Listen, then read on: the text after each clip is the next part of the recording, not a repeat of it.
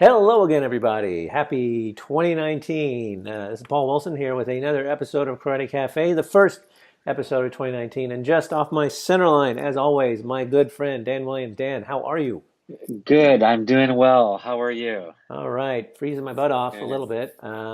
Yeah, I am too. I got that polar vortex going in Grand Rapids here. Yeah, I know. See, global warming's not a thing. There's a global vortex. Well, as I was walking the dogs the other day, and Montreal right now is kind of a little bit of a sheet of ice because it snowed and then it kind of got warm and then it rained or whatever. So there's like these thick sheets of ice, and so now what I'm doing is I'm constantly walking around like being ready for a break fall. Yeah, Like I'm always like my tongue's always on the roof of my mouth. I'm like always like right. breathing and but it's good for footwork because I'm keeping my head above my butt and I'm trying to shuffle Yeah, and I've only fallen when playing hockey.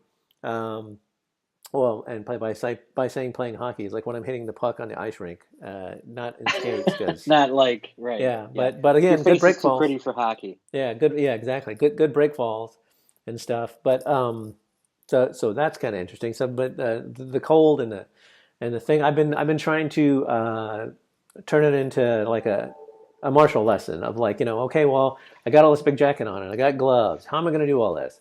Right. So even though it's butt cold, we can still use it as a training opportunity. That's right. Well, and that's one of the things that we've talked about in the past is that you can incorporate your training into everything, and it's the difference between having a hobby and living a martial lifestyle and all that jazz. So yeah, you're absolutely right. I, I'm getting to the age though where I'm afraid that my break falls may break something. So Yeah, it's it used to be. I'm helping teach at a Waterloo school here, and by the way, everyone, I'm helping to teach at a Waterloo school here. Anyway, um, and we were doing roles and stuff, and I'm 50 now, and I've got a little. My family has arthritis in it, and I think some of it's creeping into my shoulder. And I did a roll, like just a front roll, like I normally did. And I was like, not doing it on the left anymore. Now I'm going to do it on the right. So I make sure that everyone attacks me from the right. Um, yeah, yeah, so it's less about like safely doing the roll than just like kind of mitigating the damage. You're like yes, okay, maybe I'm going to feel that tomorrow. I can do it. I can roll. I can fall, and I go like I'm going yeah. to feel that tomorrow. I know. It's funny because this fall we were doing some yard work outside, and we have it's about a 3.5 4 foot retaining wall, and my wife and I were out and we were messing around, and I thought, okay, this will be cool, and I did a roll instead of just jumping up. I like did a break fall onto the higher part of the grass, and I sort of popped up, and I looked very cool and walked away gritting my teeth, going, "Oh my God, that hurt much more than I thought it would." So you're kind of like a cat, like when a cat falls and like tries to walk away looking all cool, but and they're like, man, I look at it. It's funny because there's just, and I know obviously we're not talking about, well, getting older and still doing martial arts. It's that there's stuff that your brain assumes that your body can do because your body did that thing 20 years ago. And I was in a school. This was probably a couple years ago now, and had been doing. I was just in a first class at a Taekwondo school, and we were kind of messing around, and I did a round kick and a fairly high one, and I ended up pulling my hamstring, and it was because I don't think we had stretched. I think that my brain was just saying this is what your body can do, and I did it, and of course, you know, it was a little bit more than my body could take. So just because you can doesn't mean you should. Yeah, like muscle memory, is can It's be a thing. it's a great thing, but it can be That's the double-edged right. sword. Yeah, That's right. totally. So yeah, it's a little different world because it's colder and whatever here, and we're in various parts of the country they don't have this problem. So I got to think about it. Yep. What I am finding, and especially now that it's winter here in Canada, is like my Kabuto radar is constantly going off because everyone's walking around with a stick, right? A hockey stick. And so like I'm constantly like, boom, Ah, there's a weapon, boom, there's a weapon. And then every time I'm And Play It Again Sports, which is like a used sporting goods store for those of you guys who don't know what it is. Like back in Texas, I'd go in and they've got baseball stuff and golf equipment and and they always have like a small like martial arts Right. section with like pads and stuff because everyone Right. joins and they buy all their Yeah. sparring gear and stuff and then Right. so And they then they take it to Play sell It it. Again Sports Yeah. and sell it.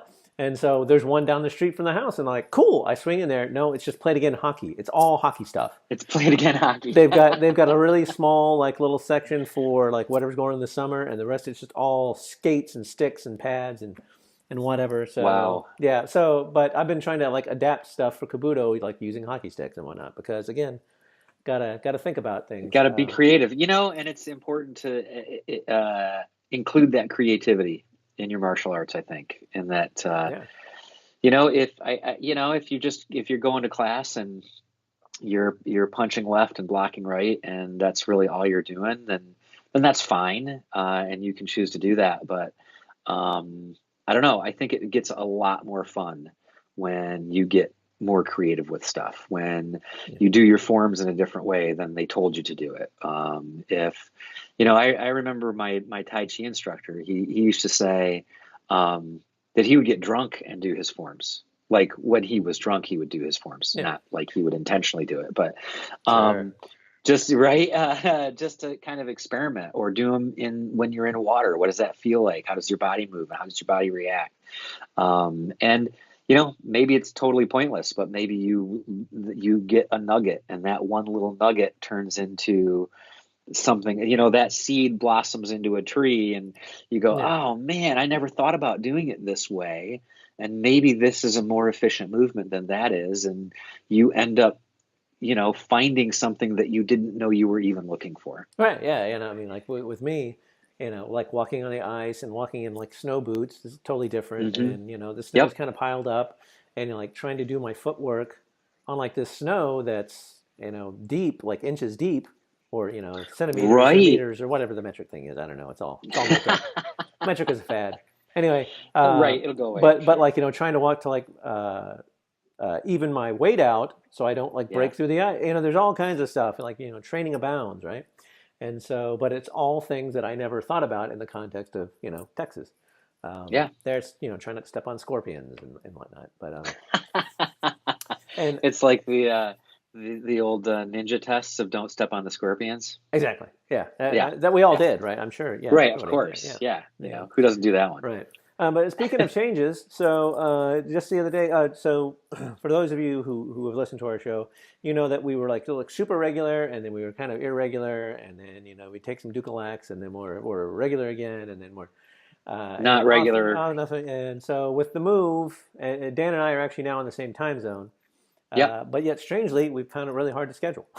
Yeah. And then holidays, et cetera, et cetera, et cetera. So in that time, we've actually had some people ping me and say like, what's up with the show? And as I've met people here, I've said, hey, I have this podcast, and Yeah. my neighbor upstairs is a jiu-jitsu guy, and he listens to a lot of podcasts. So he was like, well, you haven't any shows in a while. I'm like, yeah, no. So anyway, but the other day we got an email because believe it or not, people, you can send us email, right? Right. And Where would they do that? What address would they do that that would be to? at karatecafe@gmail.com or on the Twitter. Nice. You could tweet us. We got the Twitters, we got the We Facebooks got going. all that stuff's going. The tubes are filled. The tubes are filled, exactly. Anyway, so Ryan P, I won't say his last name, he's emailed us before, and I'm fairly certain we've talked about some of his questions. I think so. Yeah. And he actually came to one of my seminars, sucker, and really nice guy, Gojuka. Anyway, he was going to school down in Collins Station in Texas, and he sent an email, and it was fairly lengthy. And I was like, well, Hmm. here's like, I don't know, 4 episodes. Right. So The way we go on. the way we go on, so like because like we're 10 minutes in and we're just getting to the topic. But Right. anyway, so what we're going to do is we're going to try and trudge through the email, and we'll get as far as we can get. And if not, we'll just make another episode out of it. There you go. And then hopefully maybe the rest of them will do that. Let me switch over here in the massive Karate Cafe studio to the thing. So he actually sent this towards the end of January. So Yep. anyway, Ryan says, "Happy New Year, guys!" Reminding us that that the new year had that started. the New Year's happened. um, I may go ahead and read through all this, but I think maybe I'll just read through the first two because Yeah. it's We'll just, yeah. yeah. Anyway, it says 2018 was a big year for me. Finished graduate school. Good job, Ryan. Nice work, Ryan. Got a new job, moved cross country, got married. The list Damn. goes on and on. I know. I mean, it's like Taking care of business. going big or staying home, man. He said, all the while I've been building a list of questions I wanted to toss to you two now that I'm catching up on the podcast. I support that. Um, the first two, we'll just go ahead and read this because I'll read it because he made a comment on the second one. So he says, I'm in my late 20s, so young. And I moved around a lot for school and work, and just as part of being a young person, yep, been there. He said, what was Yep. your training like when you were in your 20s? Were you able to put time into just one art, or were you searching around for something that fit you better? Yeah. Actually, well, let's just start there. You want to lead that off? Sure. So let's see. Yeah, late 20s, a little hazy for me. I'm not 100% sure. Um, but earlier, when I was young and in college, I did not spend a ton of time training. I did go to a Taekwondo class, and I was there for a while. Um, and I joined the judo club at Western Michigan, and I did that for a little while. A buddy of mine trained in Arnis, and he and I trained Arnis together. So I did that for a while. So I guess true to the rest of my martial art career is that I've been kind of a dojo drifter for most of my life, and I just kind of bounce from one place to another. And I don't know if that speaks to my, there's pluses and minuses to that. I think that the the plus is that you get to experience a lot of different styles, a lot of different styles of instructions, right? Because you could have five guys teaching one art and they teach five different ways. Um, and you could have five guys teaching five different arts and all teach the same way. So you get experience with what what kind of teaching works the best if you're paying attention to it.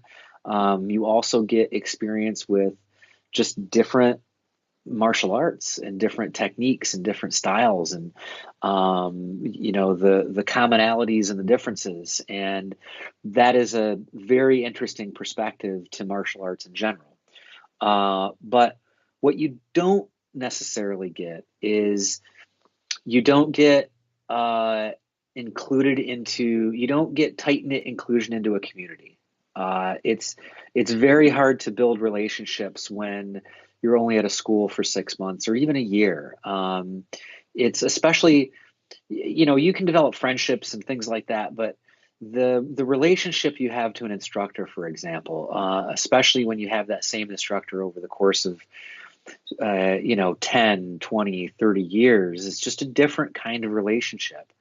Um, and it becomes almost more of a mentor type relationship. So there's a lot of value in that as well. And like I say, for me, it was the lifestyle that I had at the time and what I was doing. When I was a little bit younger, I was at when I was more geographically stable, I did Hapkido. I did that in Detroit and did that for 4 years. And I found a school that I loved and stayed with the school, and that was the school that I wanted to stay with. I think with the stuff at when I was in college, it was really more of I did judo for a while and that was interesting, and then the semester ended and I didn't really feel like joining again because I was too busy with other stuff and I never went back to it. So it was more of just a scheduling thing, and it didn't pull me in enough to say I'm ready to go back. I think too because I was kind of on my own at that point, looking at the finances of. Remember, the Taekwondo place was like $100 a month, and I'm going, gee, it's either beer or it's Taekwondo, and I was at the point of my life where I just decided to pick beer. But yeah, so that was my experience, and I've had I think, like I say, there are good and bad spots of doing that. It just depends on your temperament, your personality, and kind of what you enjoy doing. I would say that I wouldn't. The one thing that I didn't do is I didn't make that choice consciously. It just kind of like was the way things happened for me. And in retrospect, I kind of wished I had made a more conscious choice and really understood that, hey, there is this benefit to staying in one system and being at one school and having one instructor for the span of my martial arts career. I think I would have been more in a place to be able to teach. I would have been more in a place to be able to start a school if I wanted to. And not that I don't think I could do those things now, but I would have a hard time putting that legitimacy on paper and saying, here are my certifications and why I have the right to be able to do this. Because my experience kind of has been so all over the place, and then you go back to well, what do you teach? And if some of those, I guess in essence, what I'm saying is that if you gain clarity on what your long term goals are, you can make sure your short term actions are better aligned for those long-term goals. And I had some long-term goals of wanting to have a school of my own and wanting to teach and things like that I think have been made more difficult due to my dojo drifting. So I guess kind of that's my experience as far as my young martial arts career, and where I'm at now. And again, I would just encourage people to say, really take a look at your long-term goals and make sure the long and short term have alignment.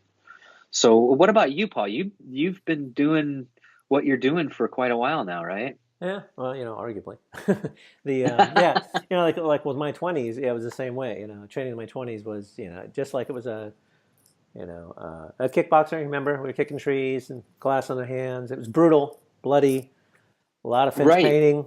Well, A of lot of course, sanding. there's Um, and so, like in my a 20s, lot I of mean, waxing cars. yeah, I mean, I started, when I was 18, 17, 18, something like that. So, in my 20s, I just got my black belt, and then I joined the Navy when I was 22. Ah, So, I mean, I was all about my style, or the system that I was training in. And then, and I joined the Navy, went through boot camp, went to sub school. It was kind of hit or miss. But then I got to San Diego in my 20s. One of our dojo was there in San Diego, still there. And I kind of got about another good year of kind of training at another dojo with people that I yeah. hadn't trained with. But it was still Now, like, what was that experience like? Was it a lot, even though it was the same? Was it the same federation? yeah, it was the same. And actually, they were kind of cutting over to our system. They were in another Okay. Shonen Ryu style. And but So like how different was the instruction then? Was it vastly different just because you had a It different was. It was instructor? what But it yeah. was more dynamic because Tosh, who I recently found out passed away a few years ago, the instructor was a fantastic instructor. He really Hmm. got me thinking about breathing and going slow and relaxing and footwork, and Yeah. he got me. So my sensei, uh, because it was kind of an entrenched process. You're kind of there. You're in your dojo. You're doing your thing, right? Right. And you're teaching your system the way you think it needed to be taught. And then, but there's stuff that you forget all the time. I mean, so like I was just watching in the green room. My students shoot classes, and then they send them up to YouTube, and then I watch them. And we had Hmm. one of our students that came in from another school in Texas. He's a second degree or third degree. Um, and his instructor is really good. And so I was like, well, cool. I want to see how kind of he interacts with my student. And I want to see Yeah. his face that when like we're doing stuff, Right. and he can, I want to see if he kind of like, what's going on there. His eyes bugging out, because it's always good just to have that different dynamic. So when because there's stuff you forget, there's stuff you forget to Right. emphasize, there's stuff. So when I started training in San Diego, not only it was kind of a weird situation because they were switching over from the system they had, which was kind of like our system, to our system, and so I was helping them with that. Um, but there were, I mean, I was training with a guy who was like a recon Marine. He was in our system, beat the hell out of me, but he was a good martial artist, and he made me think Right. about stuff, and like he kind of Yeah. identified, you know,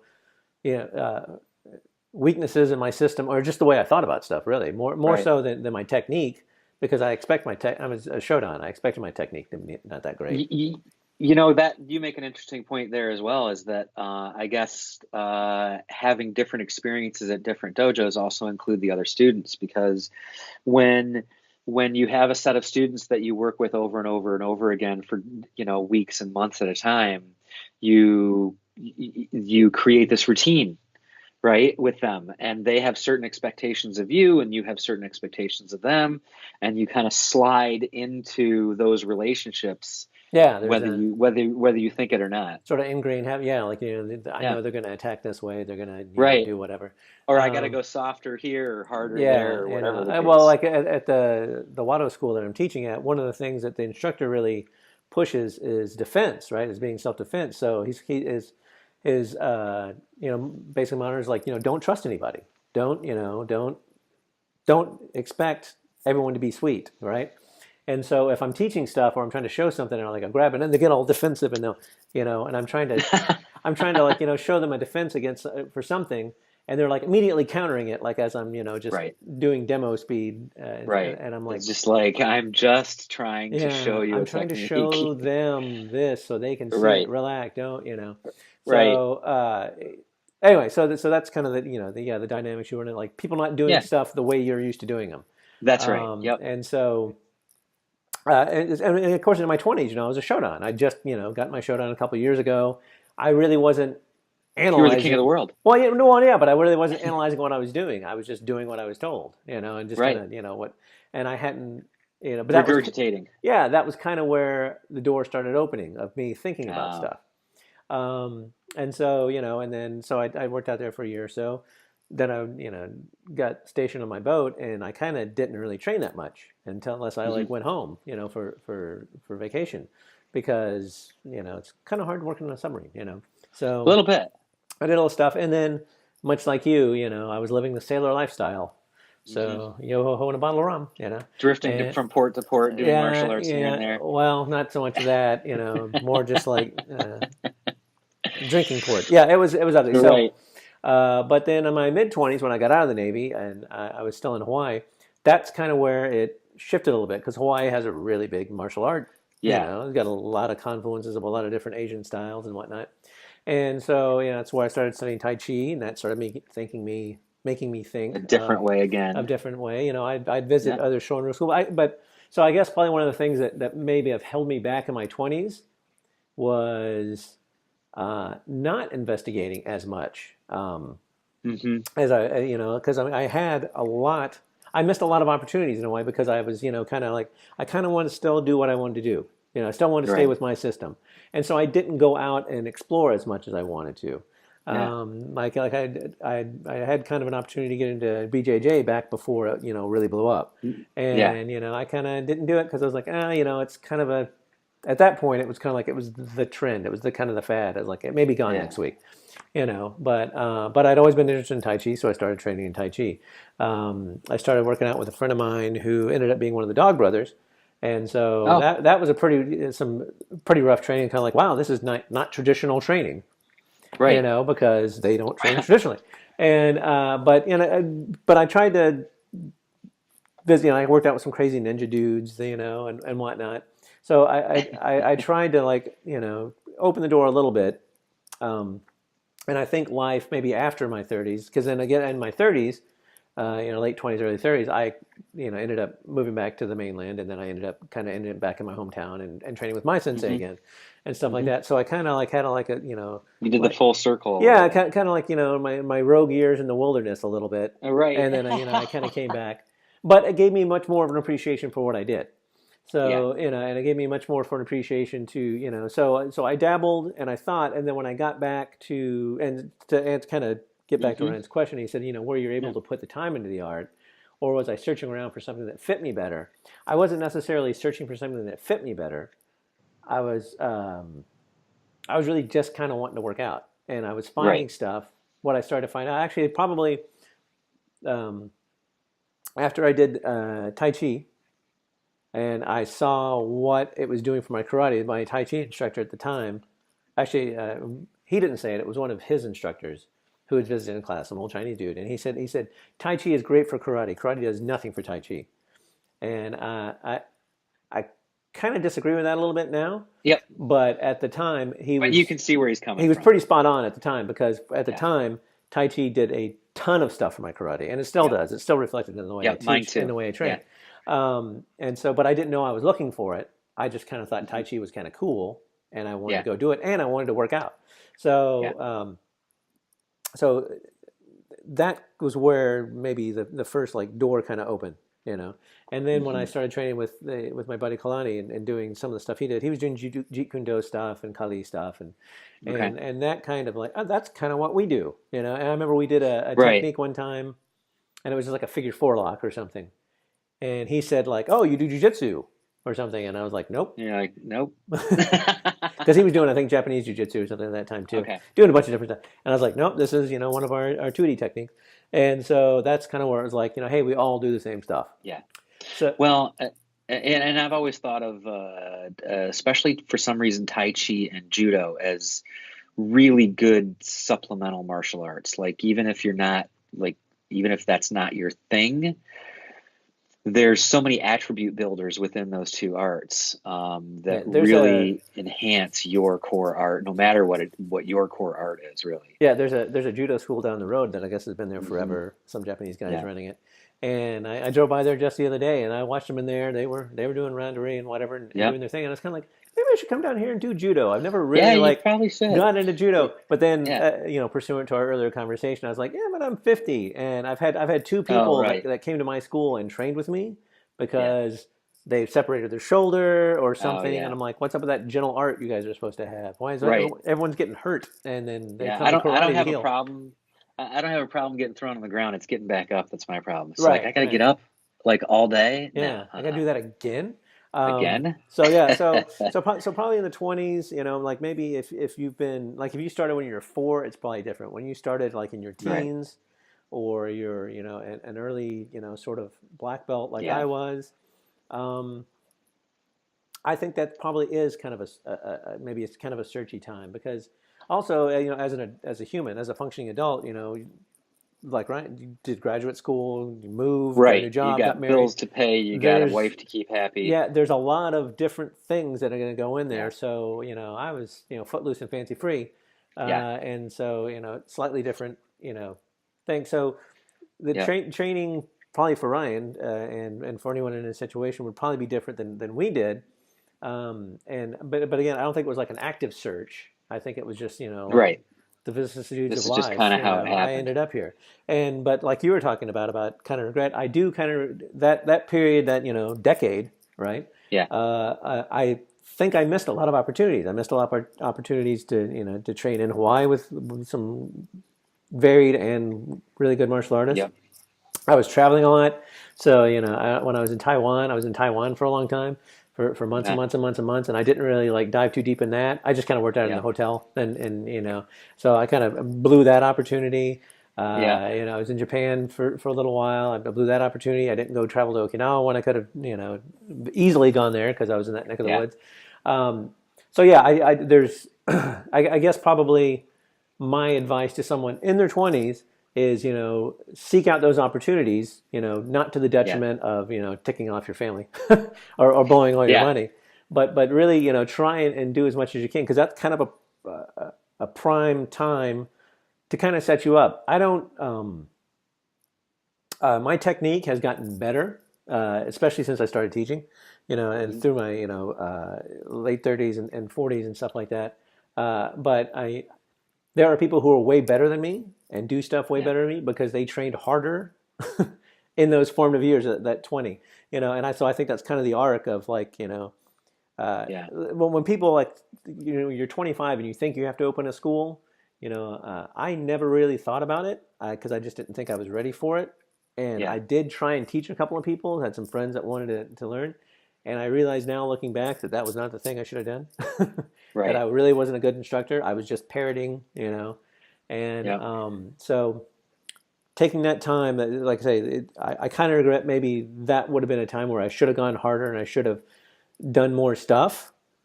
But it was part of the path, that kind of got me Right. here.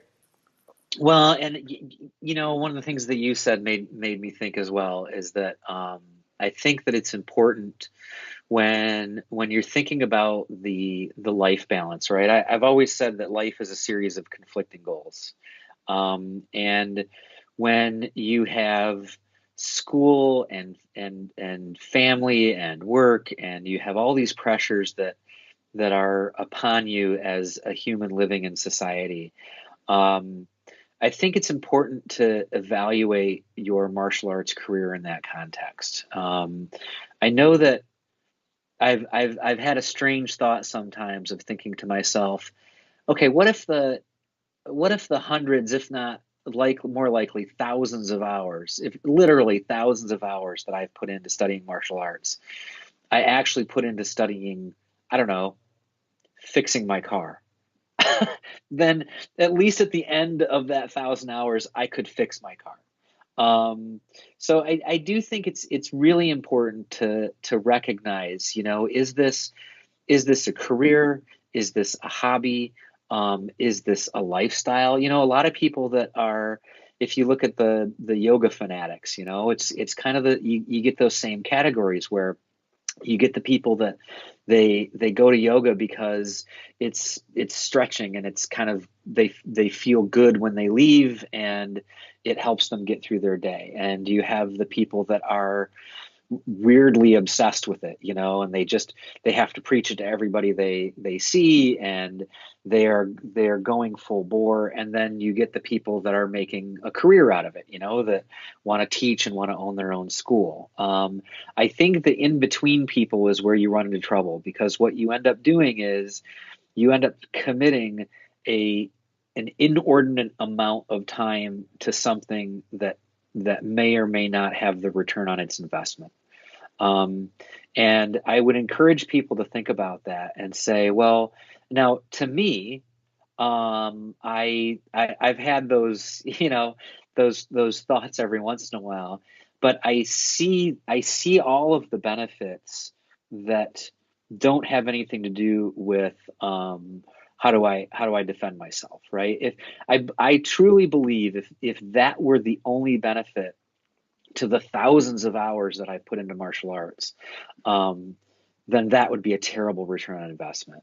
Uh, if you see it more as in one of Ryan's later questions, he talks about meditation. I really see doing your martial arts as a moving meditation. It's a time when you break from the rest of the world, and oftentimes when you're in class, even when you're teaching class, uh, you're only thinking about class. You're only thinking about the technique. And like I say, even when you're teaching, you go, okay, well, what are we going to do next? And are we going to do that? And then you're walking around, you're looking at people and you're correcting, or if you're the doer, then you're thinking about your technique. You're trying to work on your form and your next. And what you're not doing is you're not thinking about school. You're not thinking about work. You're not thinking about the bills you have to pay. You're not thinking about your relationships, right? You're focused on doing that and just that. And I do think that has effects in other parts of your life, where really, as far as like meditation and mindfulness go and all those buzzwords that you hear nowadays, um, those are really all about stepping away and moving away from your spinning thoughts. They call it the monkey mind, right? So it's about moving away from those thoughts and getting to a place where you can feel centered, and you can just feel like you can push away the rest of the world. And I know that the bow in to the dojo floor is is a ceremony for me. It's that bow-in portion is when I move from being with the world, from being outside of the world. I take that moment to go, okay, I'm pushing everything behind me. And I think for me, when I'm training, even at a seminar or anything like that, the cell phone is off and it's in my gym bag. And it's all those things where you truly become disconnected from the rest of the world. So going back to the question is, I do think there's all those benefits, but I think you should really make sure that it is something that fits into the rest of your life, and you prioritize it. Um, because what you don't want to do is you don't want to have your 10th degree black belt and nothing else in the world. Yeah, this is actually, there's probably for Ryan specifically, and anyone else who happens to find themselves in it, because I found that sort of maybe like later, because like I didn't start a class until I was in my 30s, and it was like a year after after we had our first kid, our only kid that I know Not of. you and I. That I know of. No, not we, You not and my your wife wife. and I. No, no, no. Right. But that's okay. That's okay. I've known Nothing Dan. wrong with that. I've known Dan probably almost as long as I've known my child. So, uh, you know, Wow. yeah. I mean, That's because true. Yeah. I'm trying to think. Either you had your original podcast, Yeah. or you were kind of on the forums, the Karate Cafe forums, around the same time Yeah. I started. I think so. Yep. Anyway, Yep. I've definitely been talking to you longer because my kid couldn't talk for a couple of years. Right? So. Anyway, but like, yeah, establishing sort of that, priorities and whatnot is kind of important. And so, like, for me, like one of the things was, I once I started my dojo and really kind of started getting into that role and finding myself as an instructor, as a martial artist, it's like, ooh, I really want to do that. And I don't think to the detriment of my family. My wife, however, Right. you know, She might have a different it opinion. might have a different opinion. So, Yeah. probably for Ryan on what I would negotiate, and our good friend Matthew Matson, who was my buddy down in Dallas, he found this too. I think when he got married and then had a kid and all that, he was all martial arts all the time. Yeah. Then other It's a things, tough balance. yeah. And if you're not doing it professionally, it's that brings a whole other spin on it. Yep. But if you're just doing it because you love it and you want to, whatever, you have to find that balance, right? Just like everything Yep. else in life, and trying to, you got to figure out what your family think is a waste of time, what you think is a waste of time, where you want to Yeah. make your focus, and that is, I think, a dynamic process of trying to It find, is. you know, That's I, that. I guess that's more just finding your way through life as right, well. like here, Um, like since the move, like trying to find the yeah. time to train is Yep. is I find it really weird because we're in a different Mhm. place, in a different time zone. It's you got It's just your friends. rhythm of I life got is off. yeah, sun goes down at like I don't know, like noon or something around here. Yeah, it's crazy, and Yeah. so trying to find schools. I've talked to some martial artists. I'm working with these Wadaru guys. I visited some Kyokushin schools. I got my ribs. I don't know if I did it. I went to a New Year's workout with the Kyokushin guys, and they were doing light sparring. Oh boy. And dude, like, cracked my my Oh, rib. you're kidding me. Not maliciously. I mean, just that's the Right. Of course not. they Yeah. Right. hit. Those Right. guys hit, and Right. he hit me. Yeah. So it was, so I started off my new year kind of nursing a rib. Um, Jeez. Anyway, so but so just in trying to find that, I was like, but my wife was like, yes, go work out because you've met these people. She's met these people because they invited us to like this hiking thing that they did as a Yeah. dojo, and she's like, yeah, they're really nice. Yeah, go hang out with them. So Right. that's one thing I would encourage you to do, Ryan. Is you know. I tell everyone, the martial arts are yours. The martial arts are yours. Make the martial arts yours. But it also helps sometimes if you induce your family to like, go out to dinners with people and stuff like that. So they see that these people that you're training Yeah. with just aren't all like crazy steroid people beating the crap at each other. That they're Right. nice. And even my wife has said a lot of times, like when she met you, she's like, "Wow, that guy's like really nice." And I was like, "Yeah, there's a reason why I've been talking to him for 10 years." Right. Because he listens to me. But and that way you don't have to. Yeah. Establish those friendships so they see Yeah. that it's worthwhile for you as a person. Yeah.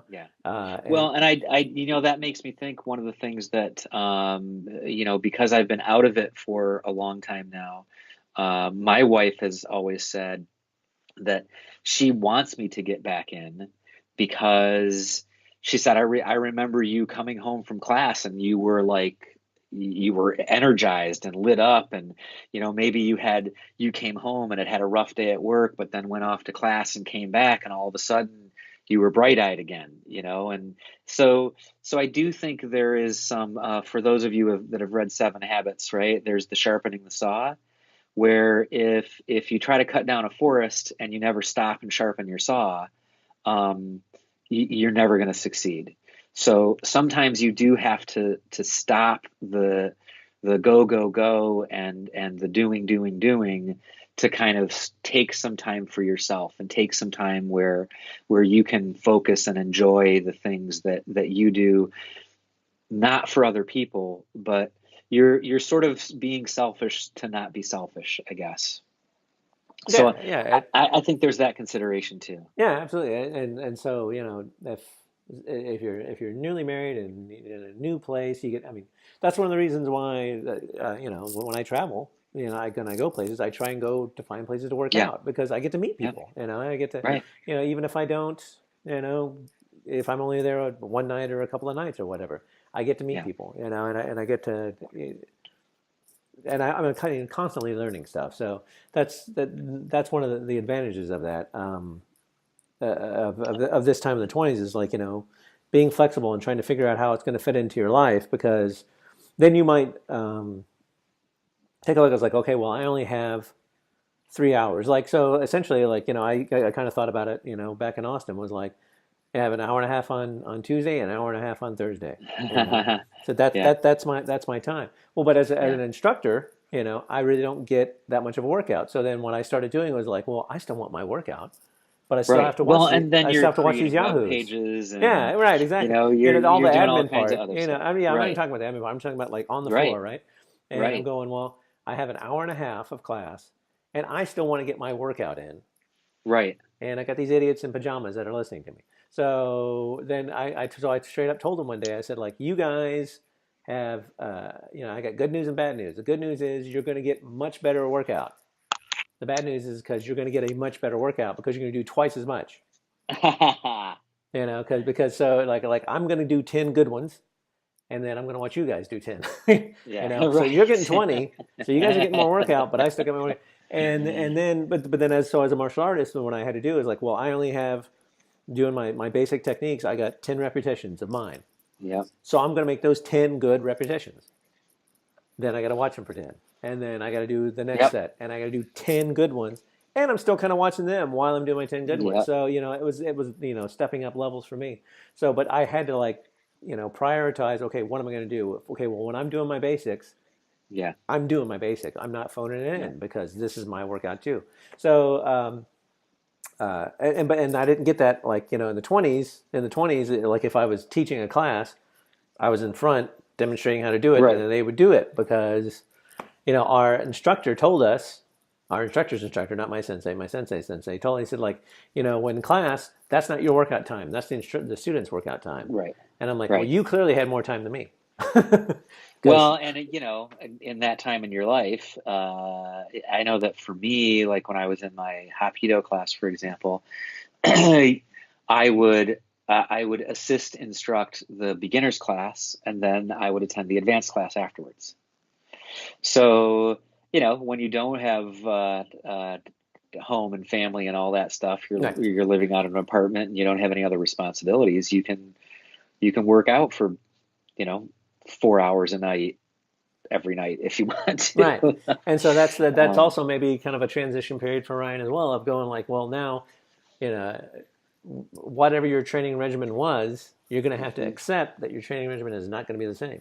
yeah. And Well, and one thing I was thinking about, especially for people in this kind of situation, is that it is it is a lot more difficult to re-engage once you've disengaged. So if once you have disengaged, I guess, and this is probably true of any hobby, right? Once you've disengaged with that hobby and the rhythm of your life now does not include the time for that thing, the friction of getting that thing back in your life is much higher than just keeping going with Oh it. yeah, yeah. So I would really strongly say that if it is something that you want in your life and it is something that you feel is an important part of what you want to do and just what you enjoy and the things that you want, I would recommend to resist strongly of anything else pushing it out because especially with some studios now that do like a punch card instead of a monthly fee, or even somebody doing it out of their basement, where you can get a cheap monthly fee and maybe you go once a week, or whatever that is.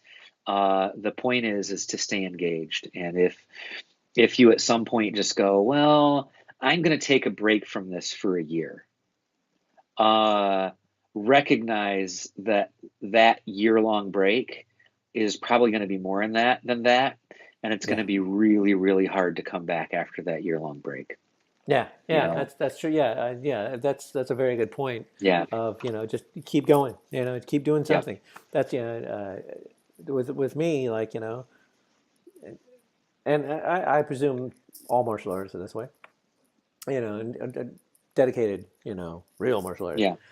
Real martial Or artists, it's yeah, like I'm always thinking about karate in some way. Like I say, like yeah, like when I'm walking around, I'm thinking about my right, footwork. When I pick yeah, up a whatever, I'm okay. Well, right, I'm picking up a hockey stick. I'm like, ooh, right. okay. How does this work Oh, relative? I'll give You you know, a good one. I was knocking the ice off of the tree the other day, and I hit it with a pole like one of the long stabs in Wing Chun. So it's that kind of thing. Is every time you grab a stick, right? I Yeah. mean, for the So rest of your life, it's right. always it's a weapon. Right. And so as a martial artist, I think that a key thing is you're always thinking about it. It's Yeah, psycho-cybernetics. You're always thinking about how yeah, your hand's moving, and blah blah blah blah.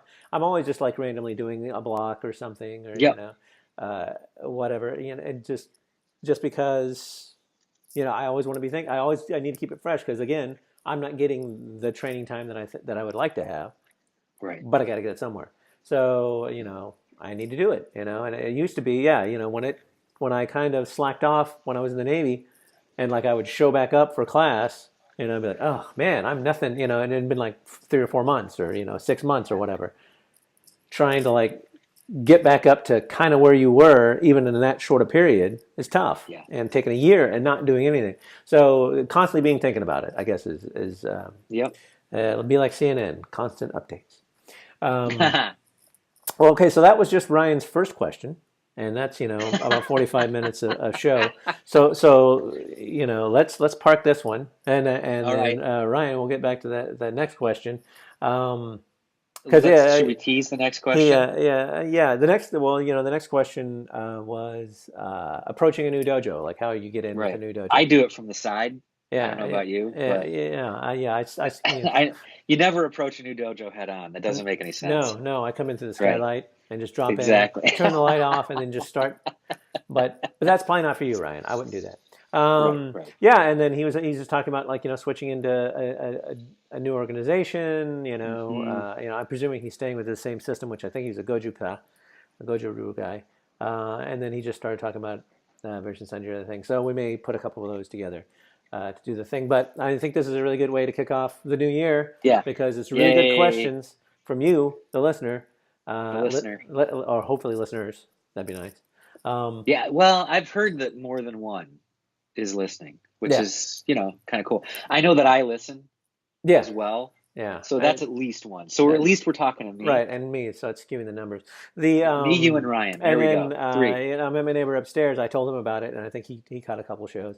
Oh, cool. And I visited a martial arts supply store because they have one of those here. And Oh, yeah, and I told him about it. So maybe, but and so I see the downloads, and like even with no shows, we're still hanging out. We still have like 30 or 50 downloads a week So people are still But listening to old shows or discovering the thing or whatever, and yeah, that's kind of cool. So for those of you who've been listening to us for 10 years, no, 11 years, well, it started in 2005, right? So right? 13 15, years. so yeah, whatever it is, 10, yeah. So however many, Math is hard. yes, math is hard. I'm doing Common Core. I'm trying to hash. Anyway, a long time. Long Thank time. you.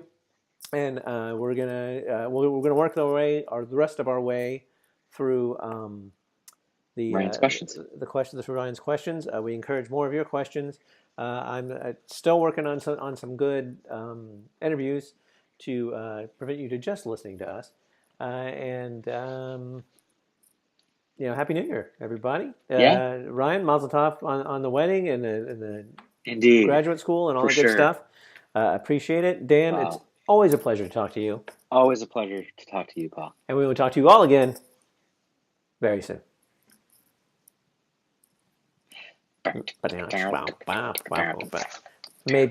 Maybe we'll talk to you. Hopefully we'll talk to you.